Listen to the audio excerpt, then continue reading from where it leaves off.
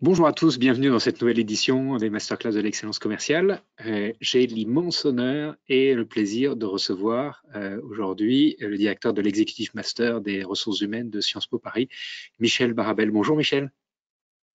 Bonjour Roland.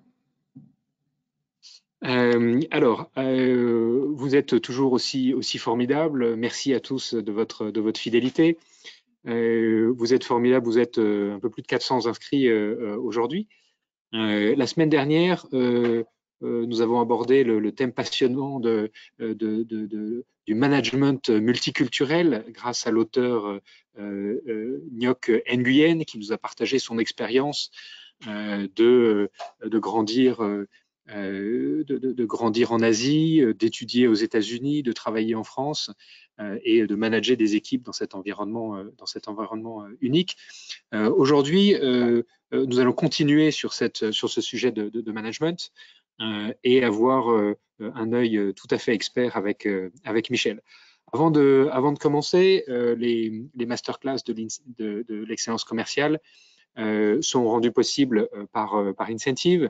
Incentive répond aux besoins des managers de simplifier leurs outils et d'avoir des outils qui soient plus en ligne avec l'expérience de leurs collaborateurs dans leur vie privée, où on a aujourd'hui, où les sciences de la motivation, les sciences cognitives jouent un rôle important dans l'engagement qu'un collaborateur a dans ses applications mobiles pour relever les défis qui se fixent au quotidien, que ce soit courir un marathon ou apprendre une nouvelle langue. Et les outils en entreprise restent encore très majoritairement des emails, des réseaux sociaux d'entreprise et des tableaux de chiffres, tous saturés d'informations. Et pour ça, Incentive a été créé comme une plateforme de formation et d'animation des organisations commerciales pour réduire le nombre d'outils dans toute l'expérience collaborateur, depuis l'onboarding, la formation, l'animation jusqu'au coaching et la progression continue. Tout ça, bien sûr, interconnecté avec l'écosystème des clients. On travaille aujourd'hui dans une vingtaine de pays, d'un off-langue dans des secteurs très divers. Et Incentive s'engage auprès des clients financièrement. On est le seul éditeur logiciel à le faire au monde. On s'engage financièrement sur l'atteinte des objectifs opérationnels fixés avec les clients. Et à ce jour, on a contribué à 320 millions d'euros de croissance additionnelle pour nos clients. Voilà, la page de publicité est terminée. Et j'ai le plaisir d'accueillir donc Michel Barabel. Pablo, est-ce que tu peux nous dresser le portrait de Michel en quelques minutes? Oui, bien sûr. Bonjour tout le monde, bonjour Roland et bonjour Michel. Donc Michel, avec une expérience de plus de 20 ans dans la fonction RH, vous êtes directeur de l'Executive Master RH de Sciences Po Paris, directeur scientifique de 2 certificats, Manager à l'ère digitale et Management et Leadership Complexe. Vous dirigez également différentes formations de l'IAE Gustave Eiffel. Vous êtes membre fondateur du MAG RH, trimestriel digital dédié aux questions RH et dirigez les éditions du Lab RH. Enfin, vous êtes l'auteur d'une vingtaine d'articles dans les revues nationales et d'une quinzaine d'ouvrages consacrés au RH et au management. Pas mal, hein? Merci Pablo. Très impressionnant, très impressionnant, Michel. Alors, peut-être qu'on peut commencer avec un aperçu de différents ouvrages sur lesquels vous avez travaillé récemment. Oui, tout à fait. C'est vrai que je suis un auteur aussi bien dans le champ des RH que dans le champ du management. Et toute la feuille, c'est pas affiché, Roland. Je pense qu'il faut cliquer 1 ou 2 fois pour avoir l'ensemble des articles. Et bon, je suis l'auteur d'un ouvrage que vous connaissez peut-être qui s'appelle Manager, les meilleures pratiques à l'ère du digital, qui est une grosse encyclopédie de près de 1000 pages. Mais l'année dernière, pendant le premier confinement, j'ai produit un ouvrage dédié aux problématiques RH et management à l'ère du Covid-19 et un autre sur l'intelligence artificielle au service des RH et du management. Et c'est fort de ces différentes publications que je vais vous présenter et répondre à une question qui est loin d'être évidente. Comment manager à l'ère de la Covid-19 ? Pour cela, on aura donc un plan structuré en 2 parties. La première, on va chercher à qualifier ce qui caractérise notre environnement actuel. Est-ce qu'il est différent de l'environnement qu'on a pu connaître précédemment et qu'est-ce que ça change, notamment pour vos collaborateurs, vous, managers commerciaux. Et puis, dans un deuxième temps, on en déduira les enjeux et les nouvelles postures managériales que vous devez déployer. Alors, cherchons à qualifier notre environnement. et intéressons-nous en particulier à la période de la Covid-19. On peut encore avancer, Roland, au slide juste après, encore après. Beaucoup d'auteurs, en fait, comme vous voyez, Klaus Schwab pense que la Covid-19 est une grande révolution, qu'elle va générer ce qu'on appelle le monde d'après, qu'il y aura un futur du travail.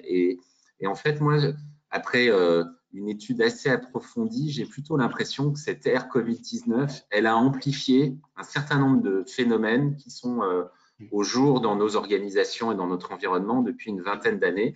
Et je vais essayer dans un premier temps de vous expliquer pourquoi. On a pour cela une grille.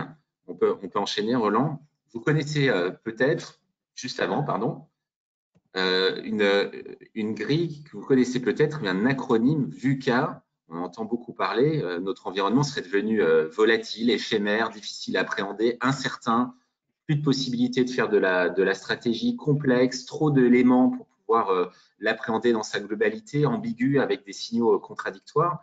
Mais cet acronyme, il a été inventé dans les années 1980 par deux chercheurs, Bennis et Nanus, et opérationnalisé par l'armée américaine en 1990 suite à la chute du mur de Berlin pour qualifier notre ère post-soviétique. Donc, ça fait très longtemps que nous vivons dans un environnement VUCA. On peut enchaîner. À titre d'illustration, il y a des phénomènes qui sont à jour depuis une vingtaine, trentaine d'années dans notre environnement qui paraissent invisibles, mais vous ne le savez peut-être pas, mais depuis un mois, pour la première fois en France, le nombre de cadres a dépassé le nombre d'ouvriers et le nombre de professions intermédiaires a dépassé le nombre d'employés. Mais vous voyez qu'on n'a pas attendu la crise de la Covid-19 pour connaître ces évolutions sociologiques, même si peut-être malheureusement la crise, et cette crise qu'on est en train de vivre, d'abord sanitaire, mais demain sans doute aussi économique, amplifiera encore ces différentes tendances. Dans le même ordre d'idées, sur le slide suivant, vous avez un auteur qui s'appelle Robert Duncan, qui a inventé une matrice dans les années 90 pour qualifier un environnement. Et il nous dit de manière assez simple, un environnement peut être stable, il change relativement lentement, ou il peut être dynamique, il se réinvente tous les 4 matins. Et puis un environnement peut être simple à appréhender ou complexe. Et force est de constater que depuis une trentaine d'années, on va vers toujours plus de dynamisme et toujours plus de complexité. Et que là encore, la Covid n'a rien changé, même si on n'était pas préparé peut-être à revoir nos plans de vacances ou nos plans d'organisation du travail du jour au lendemain ou d'une semaine sur l'autre. Par rapport à cet élément-là, j'ai repris, on peut le regarder sur le slide suivant, quelques éléments là encore qui sont intéressants. Une citation du PDG d'AOL Time Warner en 98, mais qui pourrait s'appliquer à tout dirigeant d'aujourd'hui. J'ai parfois l'impression d'être au volant d'un bolide dans une course automobile. Je dois scruter en permanence l'horizon tout en gardant un œil sur mes concurrents dans le rétroviseur. Sur le siège du passager à ma droite, mes clients, vous êtes des managers commerciaux, me disent où et quand je dois les déposer. Et sur le siège arrière, mes actionnaires et mes partenaires financiers me disent quand passer les vitesses. L'une des principales difficultés, c'est qu'il n'y a plus de panneaux sur la route. Et en plus, de temps en temps, je me demande si quelqu'un a décidé de quel côté de la route il fallait rouler. Ça fait un peu penser à la Covid-19, mais version 1998. Un dernier exemple sur le slide suivant. Dans Manager, en 2000, il y a 21 ans, j'avais analysé l'impact de l'environnement VUCA sur les dirigeants et on voit bien que dans un environnement où tout s'accélère, les changements sont souvent imposés par l'extérieur, qu'on a une difficulté à maîtriser les paramètres, qu'on a une difficulté à gérer les risques, surtout comme on est présent comme Roland dans différents pays et qu'on a l'ère des réseaux sociaux, la médiatisation est telle que des buzz positifs ou négatifs peuvent être déployés. Mais vous voyez là encore un schéma relativement ancien. Alors, rentrons dans le vif du sujet et cherchons dans un premier temps à qualifier la crise à laquelle nous sommes confrontés. J'ai contribué et coécrit avec mon ami et collègue David Autissier de l'ESSEC un ouvrage sur la crise de la Covid-19 mais côté management et il a une formule qui est une équation qu'on peut dérouler qui me paraît assez parlante. La crise, c'est d'abord un choc, ça on avait compris, mais elle a 4 conséquences. Premièrement, elle bouleverse les règles du jeu concurrentiel. Par exemple, peut-être que des leaders sur un marché vont s'effondrer, que de nouveaux entrants vont prendre des parts de marché, mais toute crise, elle réinvente les règles du jeu d'un marché, elle peut potentiellement changer les positions concurrentielles des acteurs. Deuxième élément, elle fait émerger de nouveaux besoins, notamment de vos clients et de vos collaborateurs, peut-être consommer plus local ou moins cher ou plus malin, des aspirations des collaborateurs de quitter les grandes villes, de télétravailler si on ne prend que ça. Mais elle a deux autres conséquences. C'est une capacité de ce qu'on appelle la sérendipité. Face à une crise, on doit forcément bricoler, improviser, tâtonner, penser des solutions nouvelles. Et donc, il y a une capacité de créativité qu'on n'a pas dans des périodes classiques, ou en tout cas de manière moins exacerbée. Et puis, elle demande une capacité d'action extrêmement rapide.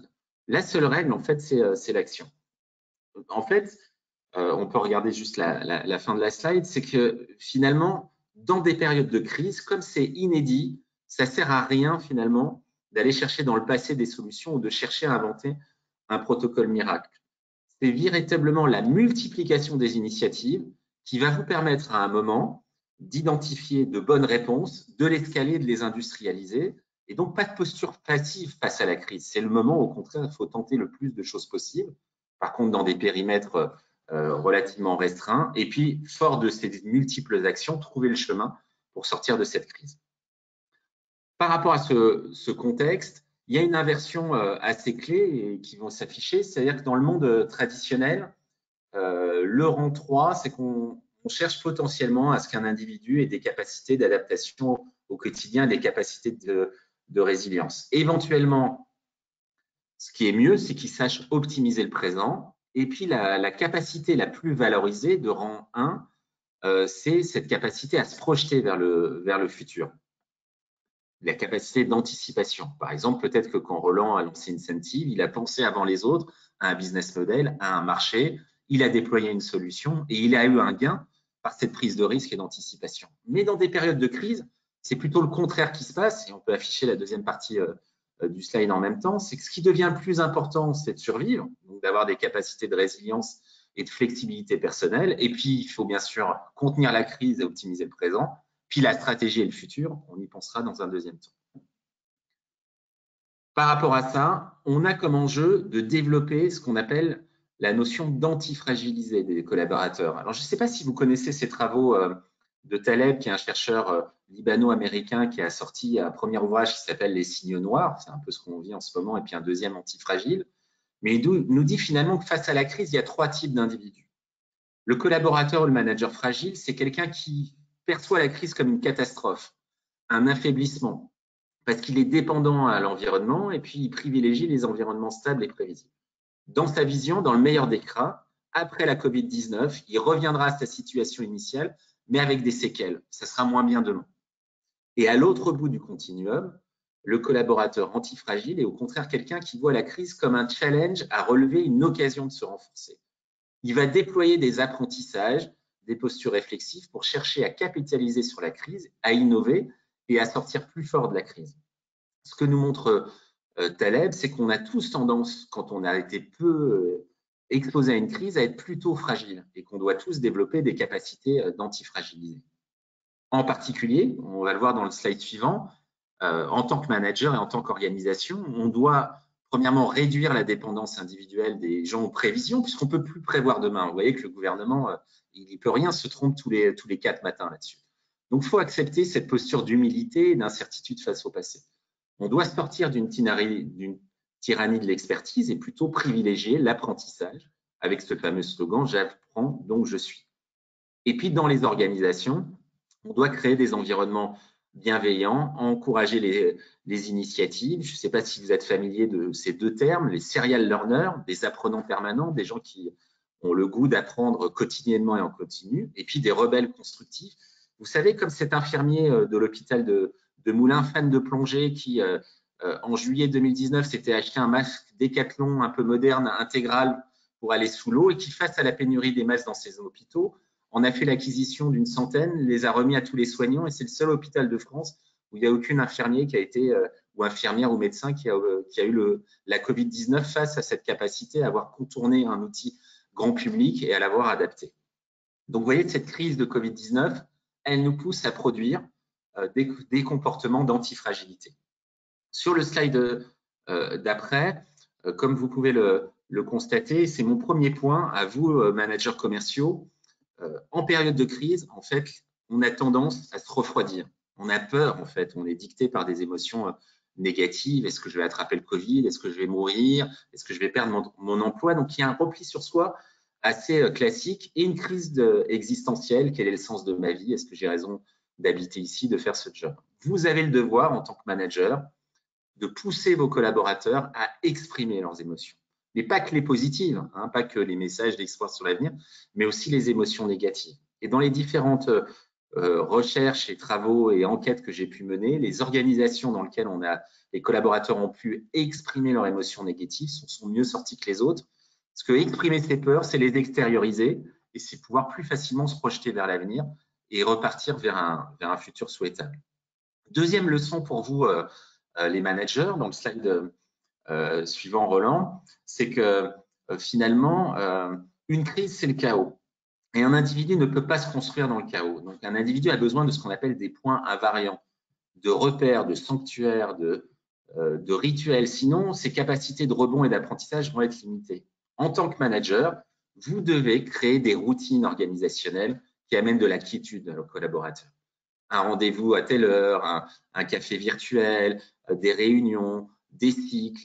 Parce que ces petits rituels vont donner le sentiment aux collaborateurs qu'il y a des éléments de stabilité dans l'environnement qu'on vit et vont lui permettre de se construire. Donc, c'est la deuxième leçon. Comment je crée des zones de stabilité pour mes équipes.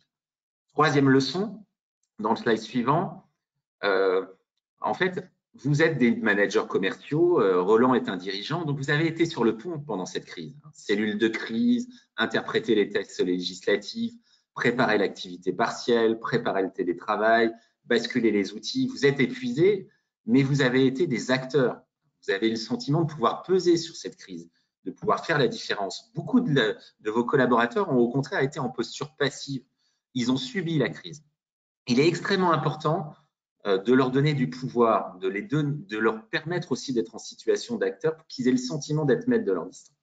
Donc, un manager en période de crise, il n'est pas simplement là pour informer, pour dire les décisions qui ont été prises par le cellule de crise, mais aussi pour solliciter les collaborateurs, les associer à des prises de décisions, leur poser des questions pour donner le sentiment qu'eux aussi ont la main sur la crise et vont pouvoir potentiellement en sortir grandis. Donc, c'est la troisième leçon managériale de la Covid-19. Sur le slide d'après, plus globalement, cette crise, elle change les rapports au monde de vos salariés. Là encore, hein, la grille que je vais vous présenter, je l'ai conceptualisée en 2014. Vous voyez qu'il s'est passé de l'eau sous le pont, comme on dit dans l'expression coutumière. Mais vous allez voir, elle a toute son acuité, ses rapports au monde sont renforcés. On est dans un monde de plus en plus digital. D'ailleurs, Incentive, c'est une appli. Hein, c'est pas un outil du monde physique. Où on sait que les individus ont un attrait toujours plus important pour le monde virtuel. Ce que ça veut dire pour un manager, c'est que vous devez à la fois faire vivre une expérience physique de qualité, mais également une expérience à distance de qualité dans le cadre d'un travail hybride. Ça pousse à réinterroger les outils, à les rendre intuitifs, à les rendre faciles à utiliser, à être centrés sur l'expérience de vos collaborateurs dans le monde digital. Deuxième rapport qui se modifie, c'est le rapport au temps. On n'arrive plus à se projeter, on vit l'instant présent, on est vraiment dans le carpe diem, dans le pragmatisme. Vos collaborateurs n'ont pas envie de savoir les promesses que vous leur faites pour 2023 quand l'horizon économique sera plus clair. Ils ont besoin de savoir ce que vous faites pour eux maintenant.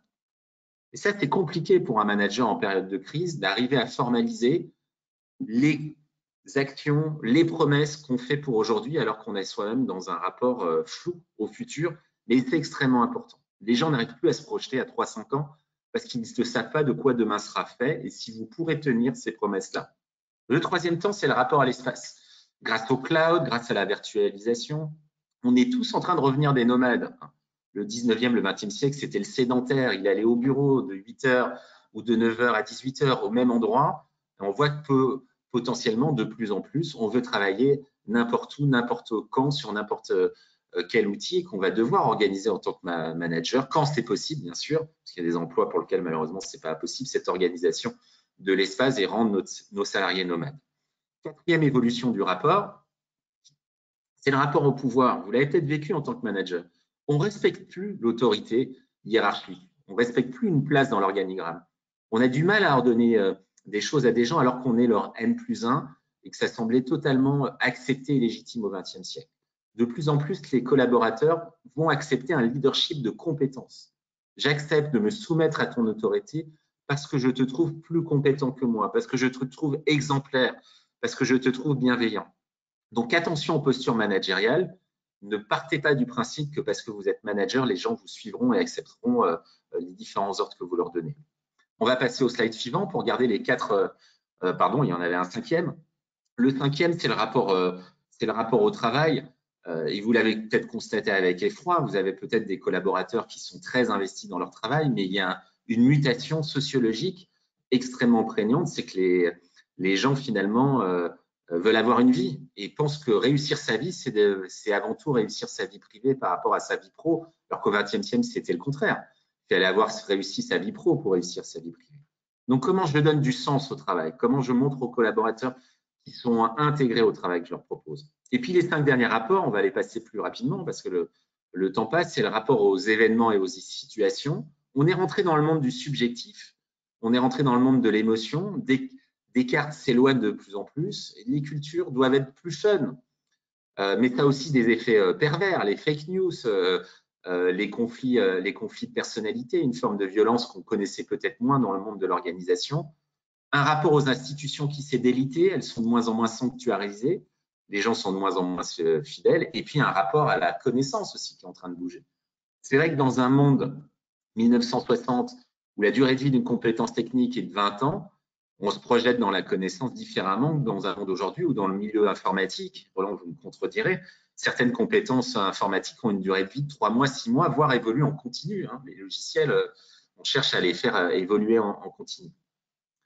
On a aussi un rapport au groupe qui évolue. On veut être dans des petits ensembles, des clans, des tribus, mais on veut être reconnu au sein de la tribu comme un être singulier. Et dernier rapport, le 10e, on est aussi dans un rapport à l'environnement avec la montée des préoccupations environnementales. Rien de surprenant. Le réchauffement climatique nous amène à de plus en plus de chocs liés à l'environnement et donc une sensibilité à ces événements de plus en plus forte. Mine de rien, ces 10 rapports au monde, ils vous poussent à réinventer l'expérience que vous faites vivre à vos collaborateurs si vous voulez les engager et si vous voulez les fidéliser. Alors, regardons dans le slide suivant la façon dont on peut y arriver. Il y a un concept que vous ne connaissez pas, mais qui est peut-être central aujourd'hui, c'est qu'on est familier du contrat de travail. Finalement, quand un collaborateur arrive dans une organisation, on lui fait signer un contrat qui définit un lien de subordination et un contenu de poste. En fait, Rousseau nous dit depuis longtemps qu'on signe aussi un contrat informel, intitulé contrat psychologique, qui est pour le salarié les promesses que vous lui avez faites dans le cadre du processus de recrutement. Vous lui avez promis qu'il aurait des augmentations régulières, vous lui avez promis des formations, vous lui avez promis tout un ensemble de choses. Ça n'a pas été formalisé, mais lui, il le croit. C'est ce qu'on appelle le contrat psychologique. Par nature, la Covid-19 va peut-être rompre ce contrat. Vous n'allez peut-être pas pouvoir l'augmenter puisque vous allez peut-être connaître une restriction budgétaire. Vous n'allez peut-être pas pouvoir l'envoyer aux États-Unis parce que de toute façon, on ne peut pas envoyer les collaborateurs en ce moment-là. Sachez que les collaborateurs ne comprennent pas d'eux-mêmes les ruptures du contrat psychologique, même quand il y a une crise majeure. Vous avez un rôle en tant que manager d'expliciter que le contrat ne pourra pas être tenu et pourquoi, et de formuler un nouveau contrat. Sinon, il y aura du désengagement, de la déception et du sabotage. Donc, ne sous-estimez pas la force du contrat psychologique que vous aviez noué avant la crise avec vos collaborateurs. Slide suivant. On a aussi un autre point qui est assez clé, c'est que trop de changements tuent le changement. Dans une étude récente d'Associés Montréal, il y a des chiffres qui font froid dans le dos auprès de collaborateurs de multinationales du monde entier. 41% des salariés n'arrivent pas à qualifier un changement de succès ou d'échec. 84% des salariés n'arrivent plus à distinguer les changements entre eux au sein d'une organisation. Donc, vous devez, en tant que manager, créer ce qu'on appelle des histoires, du storytelling, des fils rouges. Vous ne devez pas empiler les changements les uns après les autres, mais les articuler. Et pour ça, déployer ce qu'on appelle le VUCA 2.0. On va découvrir dans le slide suivant. VUCA, vous vous souvenez, c'était volatile, complexe, ambigu, incertain. Si l'environnement est volatile, il faut de la vision. Il faut une capacité dans dans l'organisation en tant que dirigeant, en tant qu'équipe, d'avoir un projet qui fait sens pour l'organisation. Si c'est à certains, il faut des clés de compréhension, il faut une proposition de valeur unique dans votre organisation. Si l'environnement est complexe, il faut de la clarté, de la compassion, du collectif et du courage. Et si l'environnement est ambigu, il faut de l'adaptabilité, de l'agilité et penser, mais ça vous êtes peut-être maintenant habitué, en modèle de cycle beaucoup plus court et une culture du feedback beaucoup plus forte. On déroule notre avancée, on a bientôt fini. Alors, à quoi va ressembler ce qu'on appelle le futur du travail? Le premier point sur le slide d'après, c'est de faire très attention à éviter ce qu'on appelle les modes managériales. Vous savez, en management, en fait, il y a des modes qui viennent des États-Unis, qui se diffusent par des cabinets de conseil et des grands groupes, et qu'on a souvent tendance à déployer dans les entreprises sans y réfléchir. Et l'une de ces modes, c'est par exemple le télétravail ou le travail hybride. Finalement, les salariés ont apprécié, donc je vais généraliser le télétravail à raison de 3 jours par semaine. Si on regarde le slide suivant, et il est intéressant, on peut constater qu'en fait, dans les travaux qu'on a mis en place au niveau mondial, le désir du 100% télétravail, ça concerne très peu de gens en fait, 10%. Le désir du 100% présentiel, ça concerne un peu plus de gens, mais ça reste minoritaire, c'est 24%. Donc, il faut qu'on intègre que 66%, c'est-à-dire les 2/3 de nos collaborateurs, aimeraient une hybridation de leur temps de travail avec du temps à distance, du temps en présentiel, mais aussi du temps dans des tiers-lieux, mais pour des fonctions différentes. Je veux travailler chez moi pour les projets déjà lancés, parce que j'ai une concentration supérieure, je peux être dans le delivery et l'excellence. Mais en revanche, pour la dynamique collective, pour les nouveaux projets, pour la créativité, j'ai besoin du bureau. Et éventuellement, proposez-moi des tiers-lieux pour rencontrer d'autres entreprises, d'autres collaborateurs, m'inspirer et faire des rencontres. C'est cette nouvelle hybridité qu'on va devoir inventer. D'ailleurs, si vous regardez dans le slide suivant, on voit très bien qu'on ne peut pas finalement généraliser le 2 jours, 3 jours ou le 4 jours, 1 jour. On doit véritablement avoir une vraie stratégie de design organisationnel et de se dire que si on doit construire des dispositifs de création, c'est du temps d'intelligence collective, donc c'est du temps présentiel. Si on doit produire, c'est du run et c'est du temps distanciel. Et vous allez devoir inventer en tant que manager ces différents temps et vous poser la question en fonction de chaque tâche, du lieu où elle s'exerce le mieux. On va finir cette présentation sur les derniers slides avec un point qui m'apparaît extrêmement important et qu'on appelle l'ambidextrie. Sur le slide d'après, l'ambidextrie, en fait, c'est finalement se dire que dans une période de crise, la plupart des dirigeants raisonnent restructuration. Allez, réorganisation, licenciement, réduction du coût, rationalisation, et ils ont raison, il faut survivre, à moins 50% du chiffre d'affaires, il faut bien faire quelque chose. L'ambidextrie, elle nous dit oui, mais attention, et on va dérouler le reste de la slide, réduire les coûts, c'est couper des budgets, couper de l'innovation, et ça risque d'avoir des effets contraires, assécher l'organisation, démobiliser, avoir le syndrome du survivant. Donc, on augmente des coûts cachés si on fait que de la restructuration parce qu'on va renforcer la standardisation. L'alternative, c'est une stratégie ambidextre. La stratégie ambidextre, elle passe par une question assez claire qu'on peut dérouler en long, c'est j'ai besoin de distinguer les éléments vitaux à conserver, là où je peux faire mes restructurations, mais aussi à construire de nouveaux territoires. Donc, l'idée, ce n'est pas de couper des budgets partout. Beaucoup de dirigeants ont ce contexte-là, mais au contraire d'assumer un leadership d'allocation de recherche en se focalisant sur 3 choses. Les activités non essentielles que je vais pouvoir supprimer, les activités que je sanctuarise, et puis les nouvelles activités que je lance, parce que toute crise, c'est le moment de réinventer de nouveaux business models pour générer de nouveaux avantages concurrentiels. 2 exemples pour illustrer, non liés au Covid. Samsung, 1996. Crise asiatique, on l'a oublié, moins 50% du chiffre d'affaires, 23 milliards d'endettement, surproduction, 1 milliard quasiment de déficit, un échec d'une fer. Dans ce contexte-là, on peut dérouler tout le slide Roland, les acteurs traditionnels des WLG ont mis en place la stratégie traditionnelle de réduire les coûts. Seul Samsung a eu une stratégie ambidextre. Réduction des coûts et assez violente, fermeture de 52 lignes de produits, cession d'actifs à 2 milliards, licenciement de 25% des effectifs, mais dans le même temps, sanctuarisation d'innovation dans certaines technologies porteuses, les smartphones, le mobile, le LCD, diversification de l'équipe de direction, nouveau souffle, ce qui a fait de Samsung les années suivantes un leader, alors que Daewoo s'est enfermé durablement dans la crise.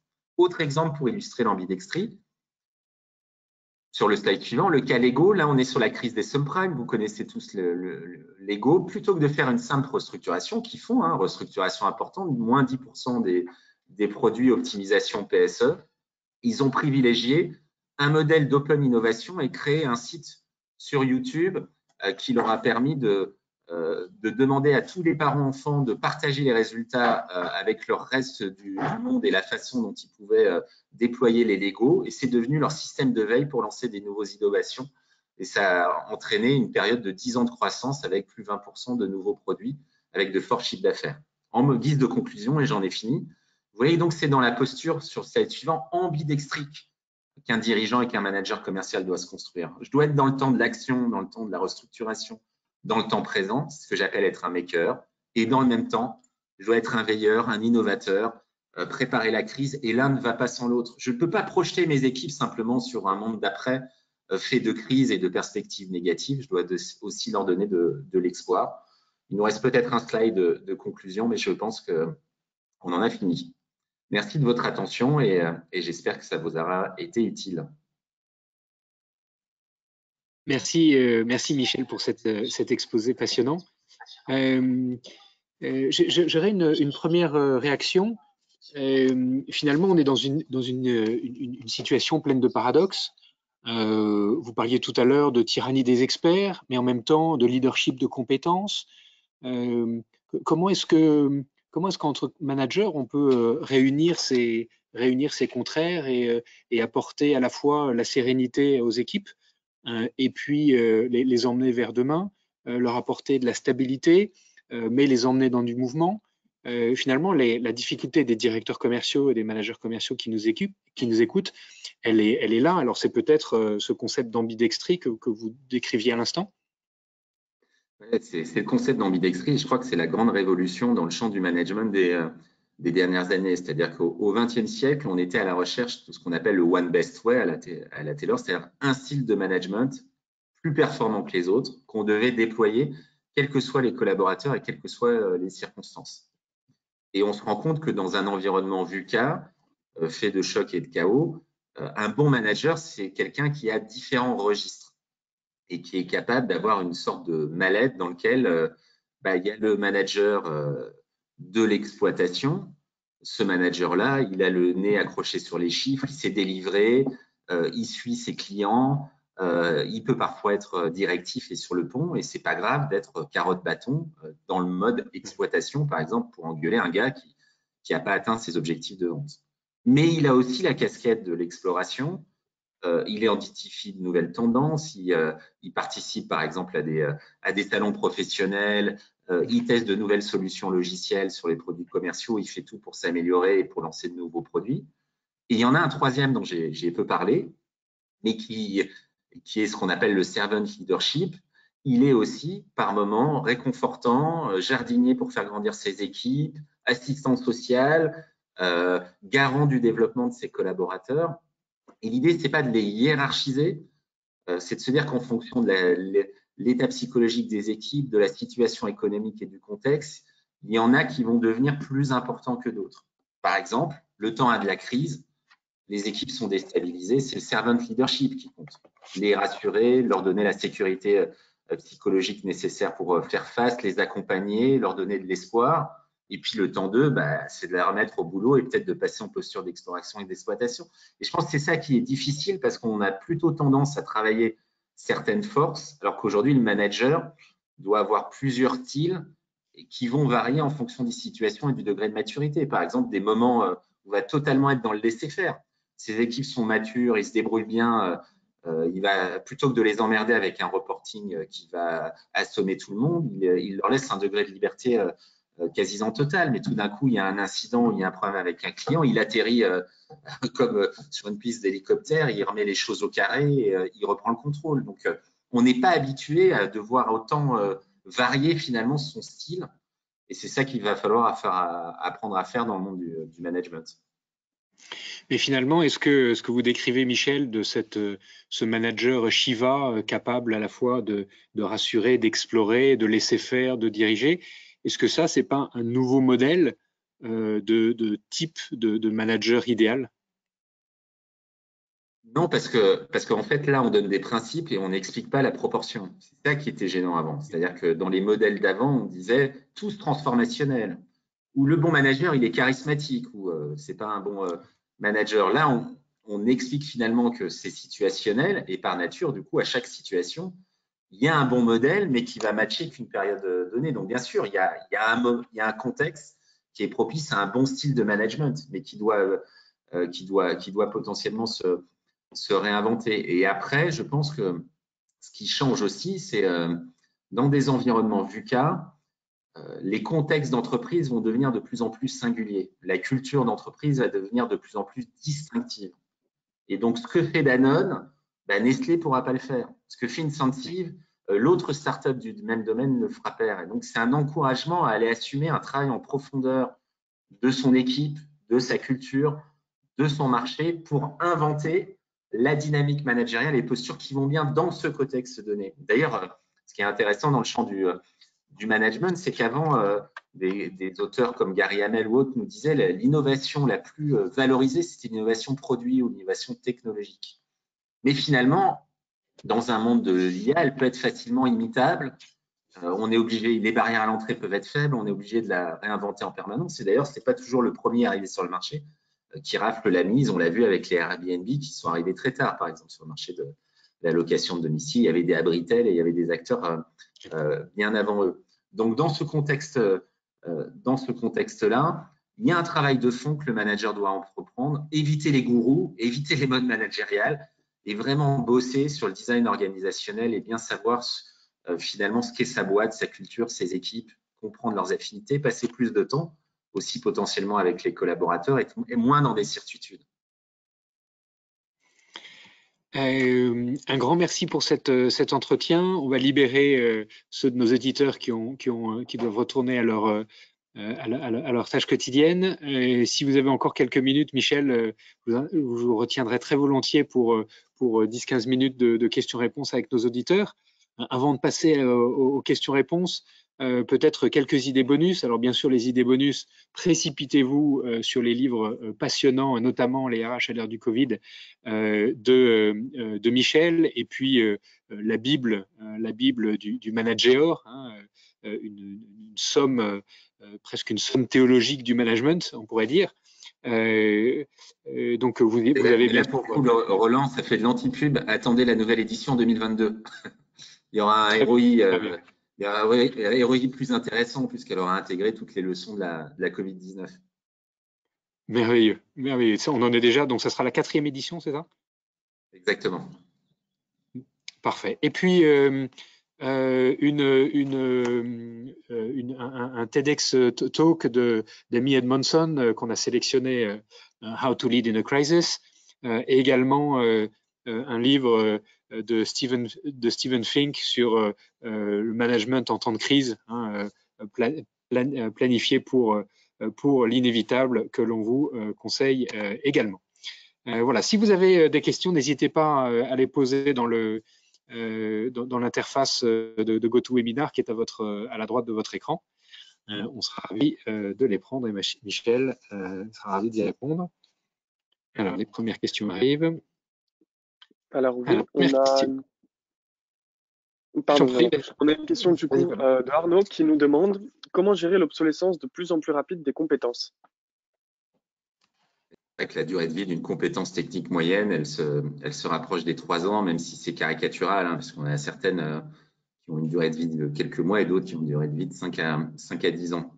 Je pense que là-dessus, il faut intégrer que le développement des compétences, c'est plus une activité séquentielle, à savoir qu'on avait tendance à faire des plans de développement, des formations annuelles, on avait tendance à raisonner à une formation tous les 2 ans, tous les 4 ans, tous les 6 ans.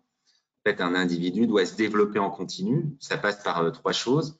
Il faut que l'environnement de travail, ses missions, son job, lui permettent de se développer en continu. Le deuxième, c'est, on voit bien, on ne va pas pouvoir gérer ça de manière descendante avec des équipes RH qui ont des budgets de formation qui sont en plus restreintes par la crise. Donc, il faut véritablement rendre les individus acteurs. Donc, ça passe d'abord par, pour moi, 3 choses. En lien avec les travaux de Peter Senge sur l'entreprise apprenante, si jamais vous voulez approfondir. Pour apprendre en permanence, il faut savoir apprendre. Savoir apprendre, c'est donc donner de la méthodologie, des techniques d'apprendre à apprendre, comment on fait une veille, comment on se renseigne sur les évolutions techniques de son métier, comment on suit un MOOC, comment tirer parti d'une formation à distance, comment on s'intéresse au codeb, au coaching, aux échanges entre pairs, formation en situation de travail. Donc, il y a un volet savoir. Le deuxième, c'est le vouloir apprendre. On voit qu'il faut que l'individu y voit un intérêt. L'intérêt, ça peut être le plaisir. C'est des serial learners, ils adorent apprendre, donc eux, ils ne se posent même pas la question.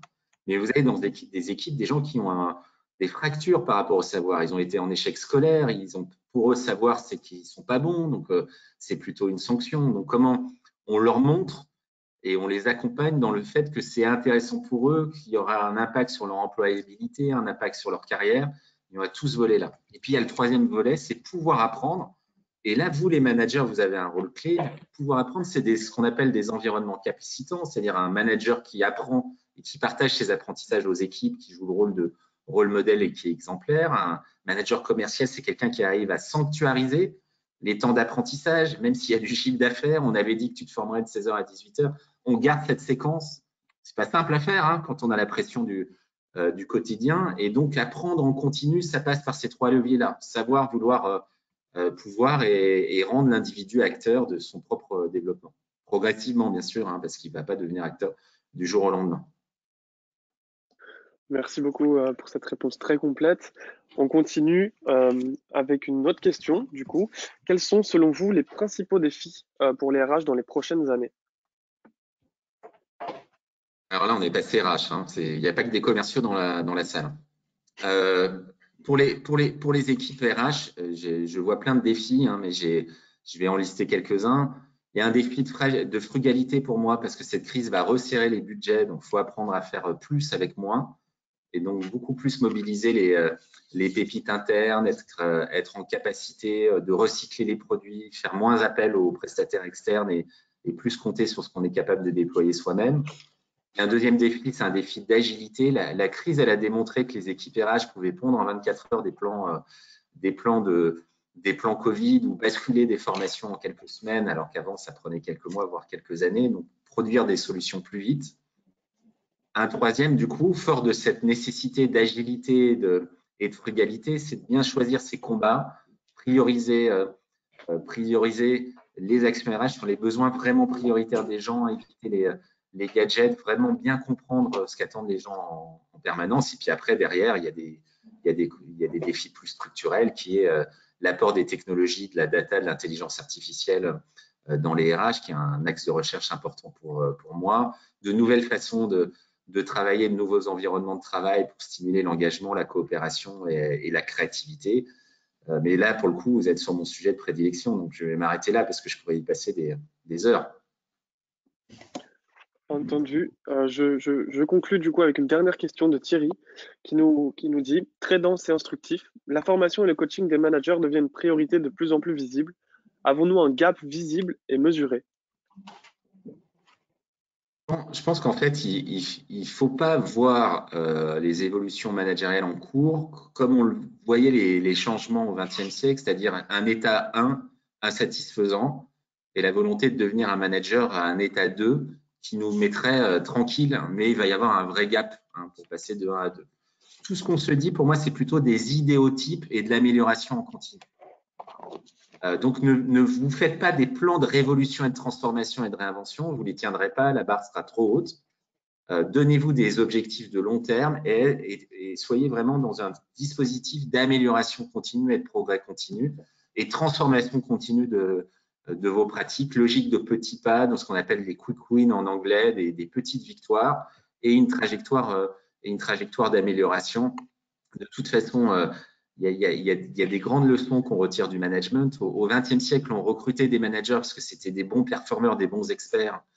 On se rend compte que ça pouvait avoir un certain nombre de problèmes parce qu'ils avaient des qualités des qualités humaines et managériales peut-être moins avérées. Donc, l'ambidextrie nous pousse à revoir le casting de nos managers et être beaucoup plus vigilants sur la dimension explorateur et la dimension servant leader qu'on était par avant.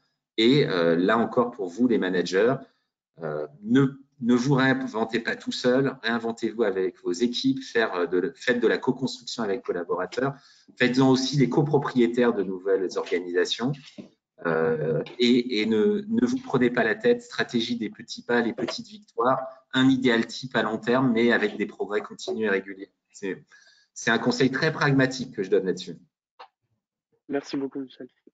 Faire de nos collaborateurs les copropriétaires de nos organisations, c'est sur cette très très belle phrase que on va conclure, Michel.